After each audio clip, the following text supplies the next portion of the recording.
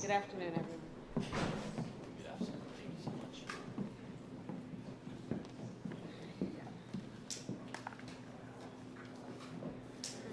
Everybody ready? Yeah.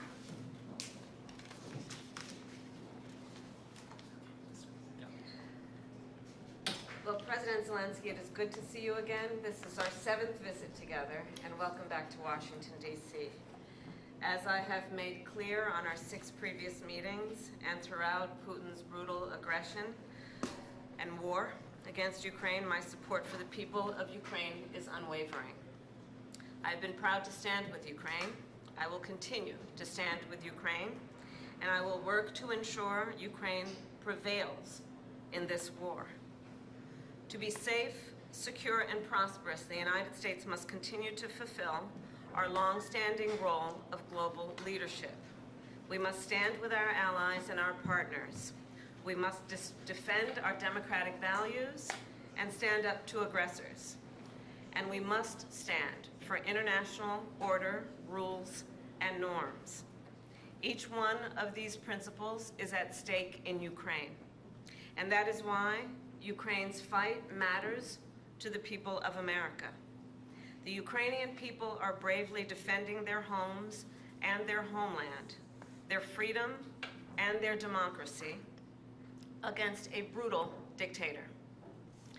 And the American people know well the meaning of freedom, of independence, and the importance of rule of law. These ideals are central to who we are as Americans. And some of the most important moments in our history have come when we stood up to aggressors like Putin, just as we must today. Indeed, standing with our friends and defending our ideals against tyranny has helped make America the most powerful and prosperous nation in the world. Putin's aggression is not only an attack on the people of Ukraine, it is also an attack on fundamental principles such as sovereignty and territorial integrity. International rules and norms are not some abstract notion. They provide order and stability in our world. They support American security and American prosperity. And when they are threatened anywhere, they are threatened everywhere. History has shown us, if we allow aggressors like Putin to take land with impunity, they keep going. And Putin could set his sights on Poland, the Baltic states, and other NATO allies. We also know that other would-be aggressors around the world are watching to see what happens in Ukraine. If Putin is allowed to win, they will become emboldened. And history reminds us, and history is so clear in reminding us, the United States cannot and should not isolate ourselves from the rest of the world. Isolation is not insulation.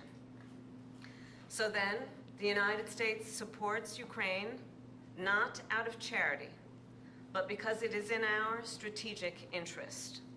We will continue to provide the security assistance Ukraine needs to succeed on the battlefield, as demonstrated by President Biden's significant announcement earlier today. I've been proud to work alongside President Biden and the 50-nation coalition we have built up to allow Ukraine to defend itself. Thanks to this coalition and the skill and the bravery of the Ukrainian people, along with your courageous leadership, President Zelensky, Ukraine has stood up to Russia's aggression, and today, Kyiv stands free and strong. President Zelensky, I am clear.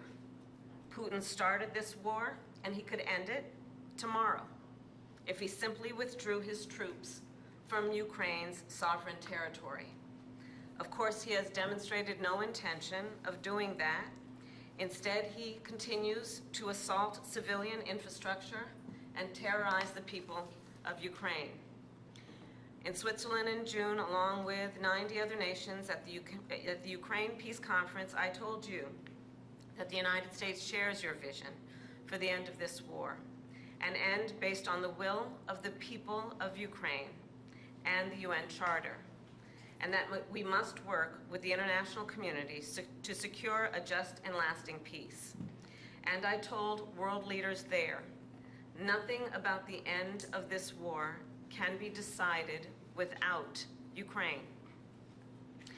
However, in candor, I share with you, Mr. President, there are some in my country who would instead force Ukraine to give up large parts of its sovereign territory, who would demand that Ukraine accept neutrality and would require Ukraine to forego security relationships with other nations.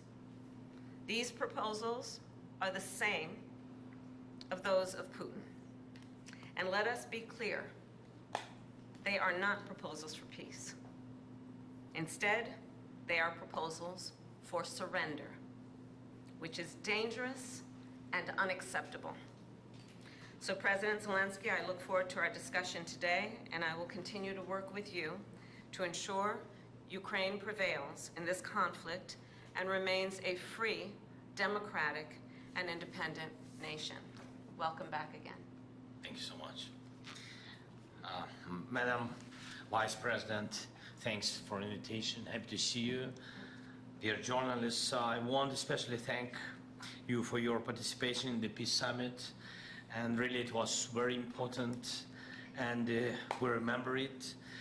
The format was successful. We are preparing the second one, and now we have to end this war. We need a just peace, and we must protect our people, Ukrainian families, Ukrainian children, and everyone from Putin's civil. And we are grateful to America for supporting Ukraine all along. And we'll have an important meeting today, right after I'd talked to President Biden about the plan of victory, and I will share some details of the plan with Vice President Harris. It's crucial for us to be fully understandable and to work in a full coordination with the United States. And this morning I talked also to the congressmen, both chambers, both parties, and I'm thankful for the bipartisan support. We believe this war can be won and just peace can be closer only with the United States.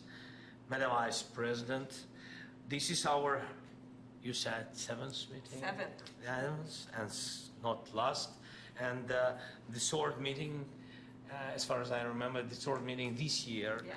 Thank you, and I want to inform you about the latest developments on the battlefield, of course, and about Ukraine's actions in the Kursk region, on what has been achieved and the ambitions ahead.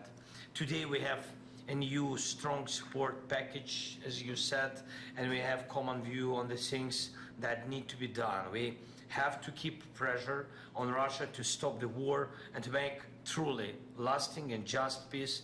It's a top priority for us and for other freedom-loving nations to achieve not a freezing, but real peace for us.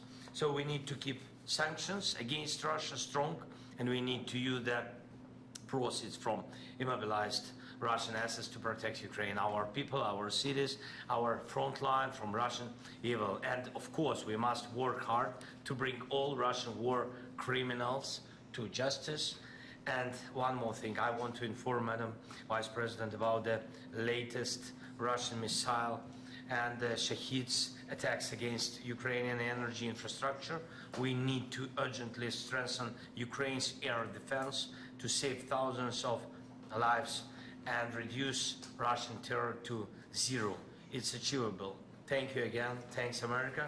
Thanks to you, Madam Vice President. Slava Ukraini. Thank you. President Zelensky, Here, we're can gonna you go say,